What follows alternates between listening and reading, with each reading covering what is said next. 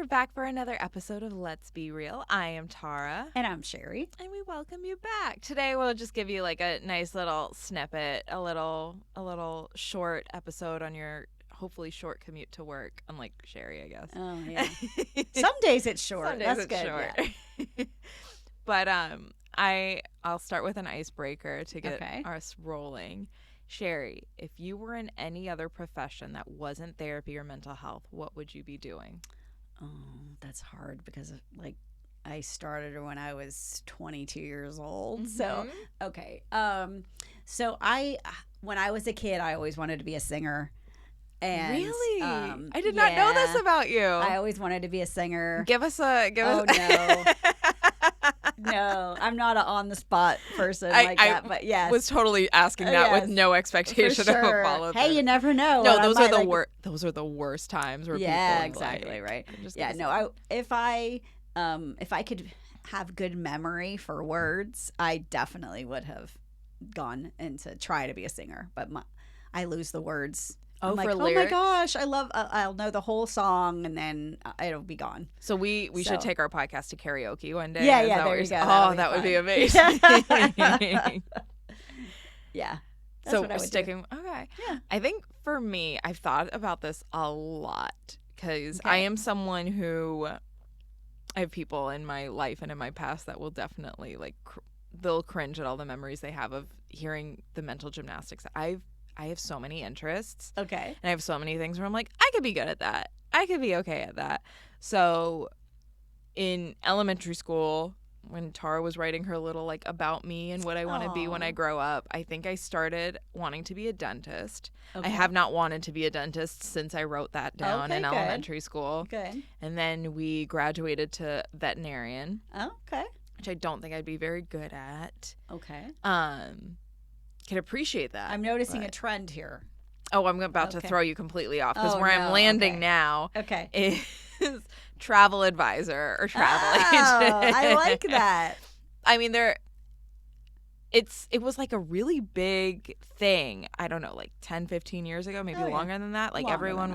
Everyone was booking through a travel agent, and now they seem to be making another a second coming. Because you know what? There's so much information out now. How do you find everything, especially with Instagram and TikTok, and my friends and I are planning a trip right now, and we're inundated with information. I'm I want to go there. Oh, but how do I get there? Mm-hmm. What's the best time to go? All of that. I would really just like to put it in somebody else's hands. And so you can be my travel agent. I would love to. I'll be your first client. I get so inspired looking at I've organized, for those of y'all who don't know this, speaking of executive functioning, we were talking about this off air. I organize my TikToks that I save. Because they have that little banner button and you can save TikToks. I'll show you later. Okay. And you can further organize them into categories. Oh, no. Okay. So I have categories aplenty. Do you? In TikTok, specifically with travel. So I have one for Iceland, which I did. So I did Iceland. Yes. I can knock those out. I have one for Japan. Oh, no, now you have to send those to me. So I now got you. I can understand. Okay. Fair. Definitely can do that. Okay. And then I have one for Japan. Ooh. / South Korea. Okay. Because they're mostly 7-Eleven convenience store food TikToks. Okay. I will show you and you will understand. Okay. For those of y'all listening who are like, what is she talking about? Now that I've said it out loud, your phone will absolutely start producing those TikToks Mine is for you. off, and I still guarantee you that it will still do that. Yeah. Well, I'm going to send you one anyway. Okay. So, but those are really cool. If we had those 7-Elevens, oh my gosh, my cholesterol for one, but my heart will be so full as well. Okay. But that's my answer is I would be a travel agent. I have no idea what my specialty would be, though. It would not be cruises. I'll tell you right now, it would not be cruises. Maybe solo female travel. Oh, I like that. Or, or couples with less of a year in travel.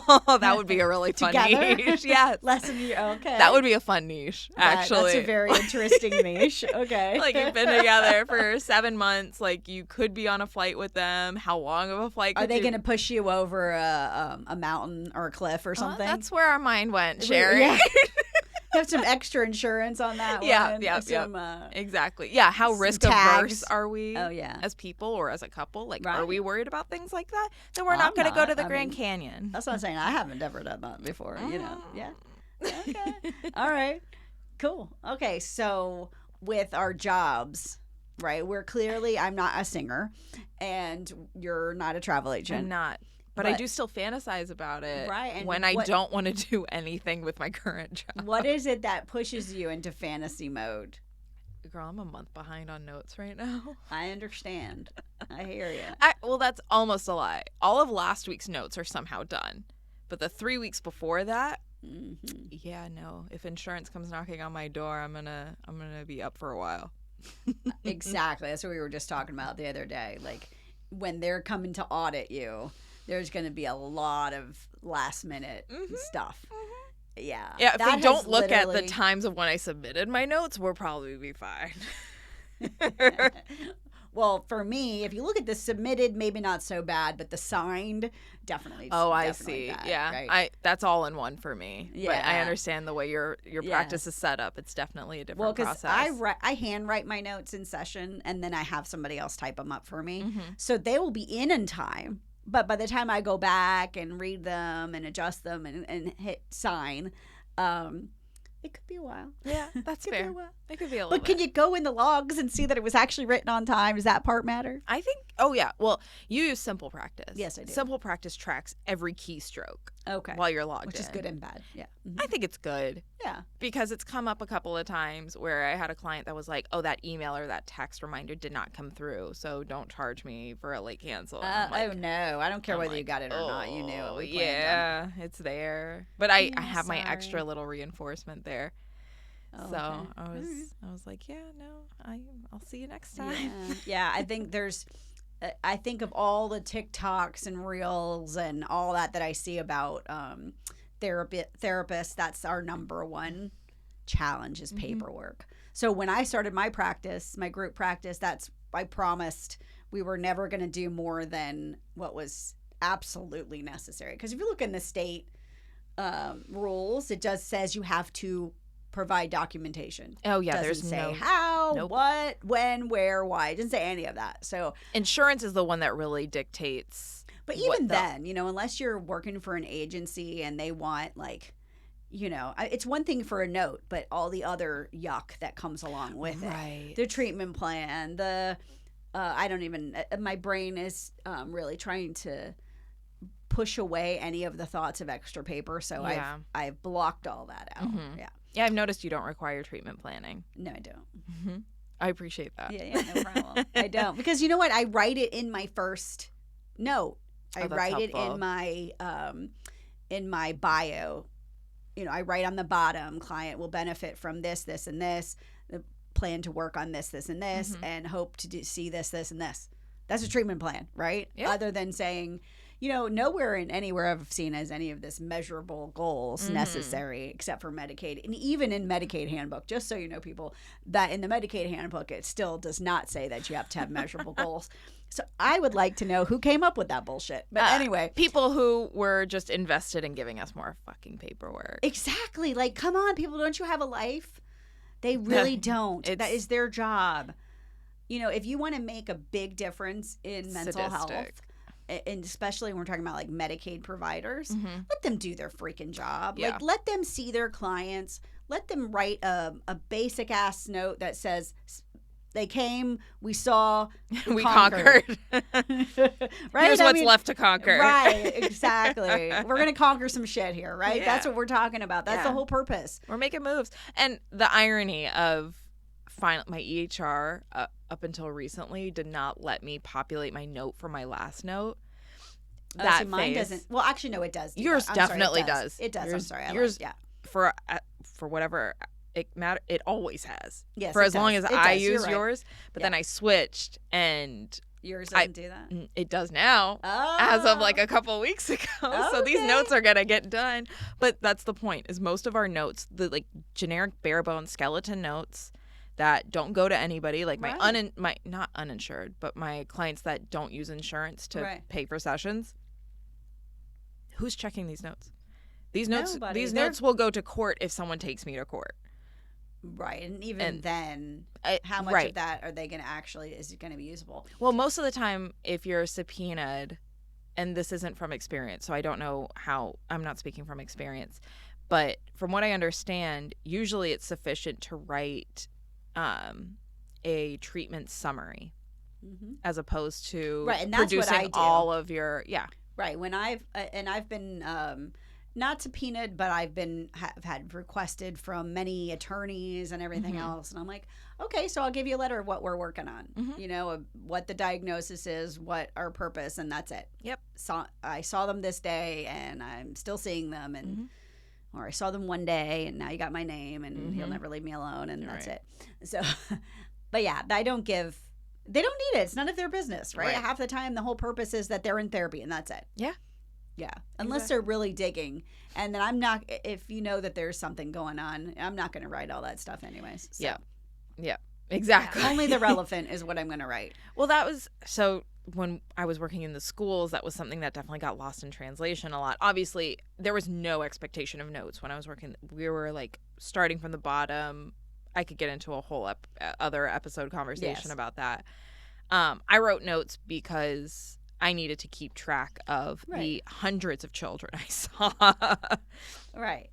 So it was helpful for that. Yeah. I kept contact notes. I kept progress notes, all of those things. The girl has blonde hair, blue eyes, 5 foot tall. I can find her in the hallway if I need to. Yeah, exactly. Client said that they were concerned about X, Y, and Z. This is the recommendation I provided. This is the intervention. This is where we're moving from here, etc.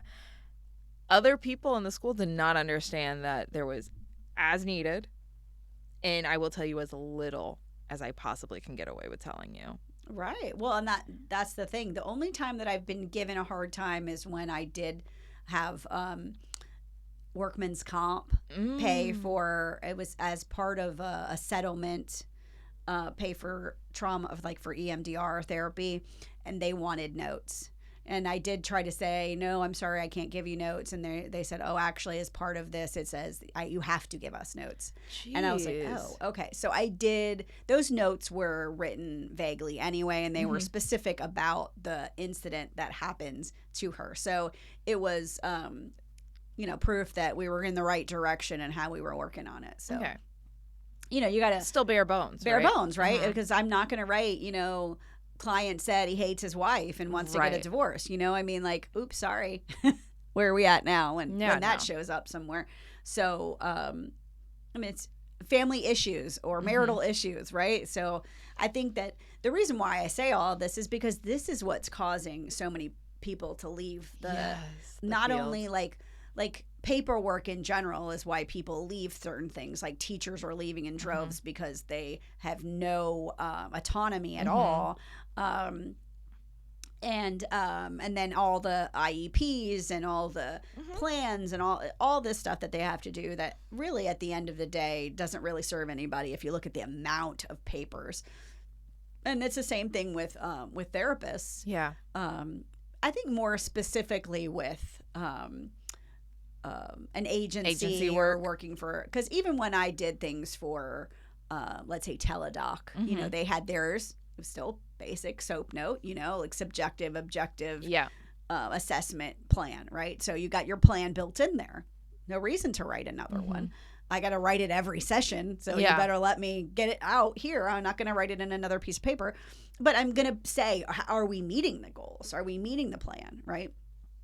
So, and since everything is supposed to be individualized anyway, why do I need a treatment plan that has most of the time you're recycling goals over and over again because you're overwhelmed. People are cutting and pasting in from other things, and to me that's ineffective. Yes, I agree. Half the time, if you got something that you're not going to evaluate for 90 days, half the time we're not even looking at any of that. And also, so you mentioned SOAP note. And for those of y'all who don't know, we have different structures and types.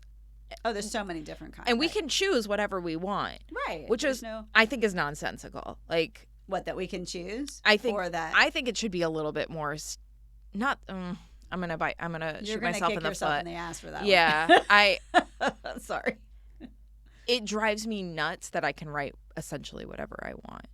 Like, it drives me nuts Right. that, like, whatever the bare bones is, while that's comforting on its own, I really struggle with the lack of structure with what bare bones actually Well, is. but let me ask you this. How many people have you ever met that know what subjective, objective mean?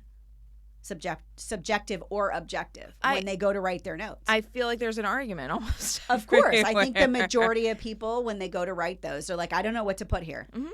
I don't know what to put here. So I'll tell you, the style of note that I just very recently discovered, the burp and gurp. Have you heard of these?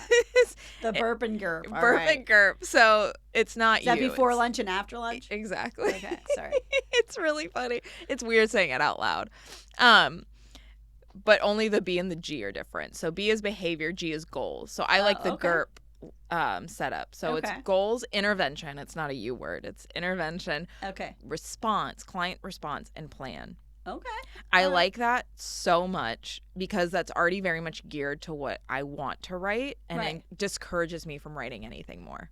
Right. Well, I have a pre-written like a template, right? So mine just says client stated, and then I write one or two sentences that they said verbatim, and then like about how their week was or if they're seeing any progress, and then I write what their and then the next one says concerns. And I fill out what their concerns were, and because that's what we're working on. Yep. And then I do what the interventions, and I have like pre-clicked boxes, and then I put an assessment. Like to me, that's the assessment of where we're at and where are we going to go, and then weekly or bi-weekly or monthly, and that's it. I tried writing my own note template similar to what you did, and it was just. That's in Simple Practice, by the way.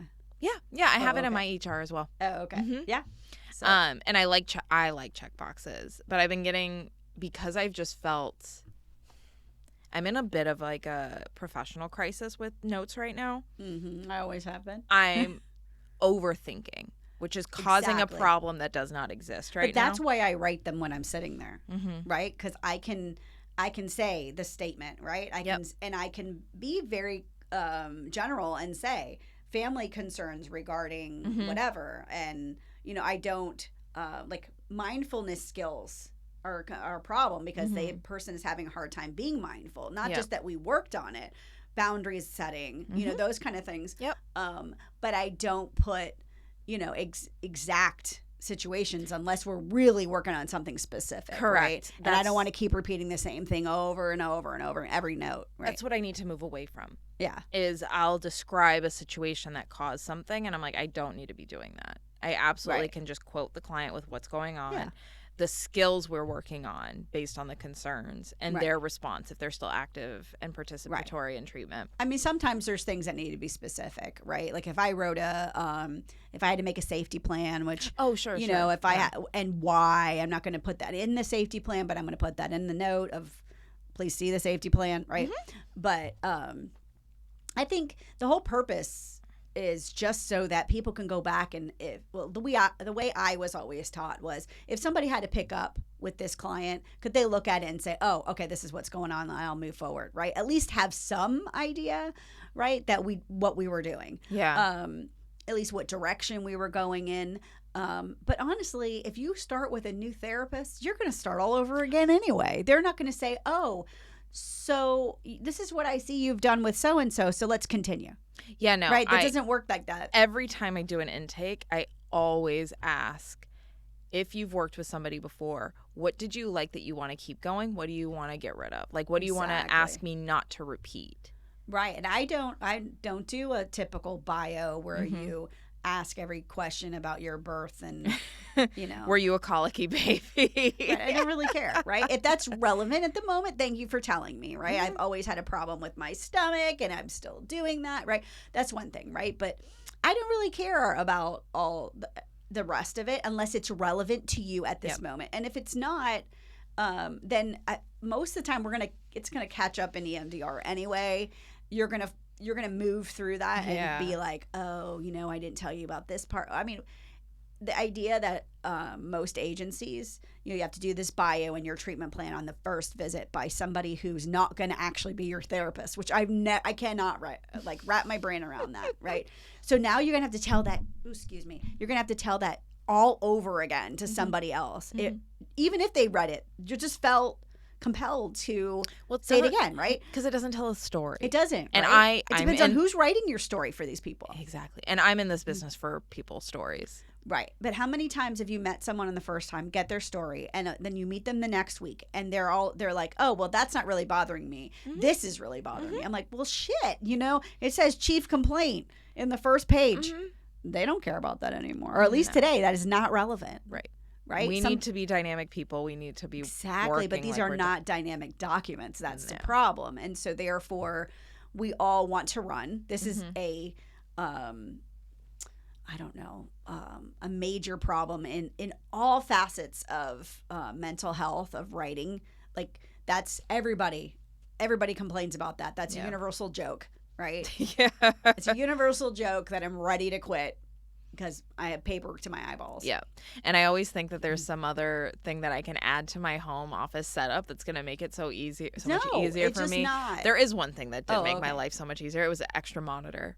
Oh, yeah. 10 out of 10 recommend an extra monitor. Yeah. See, that's what my office manager, she has the other monitor along with the laptop monitor. And so she's able to get so much done.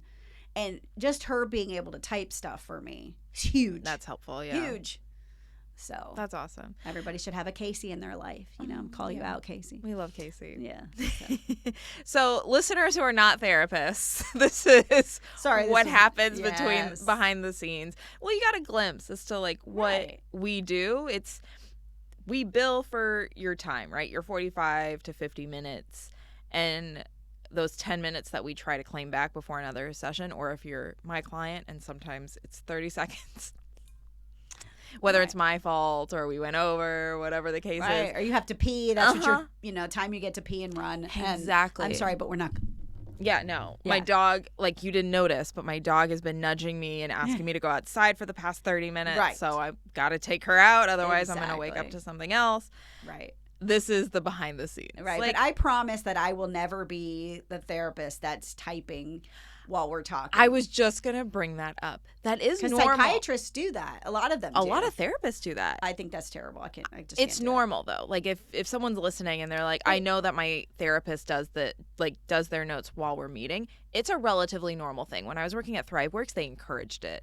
I don't like doing it. But how do you get a good read on your client? I mean, I'm writing it by hand, but I'm writing little things. Right? Enough that, okay, like I said, short notes. I think the laptop in front of me would really distract. And I've had people say how distracting that is for them. The problem I have with it is that I'm not a quiet typer.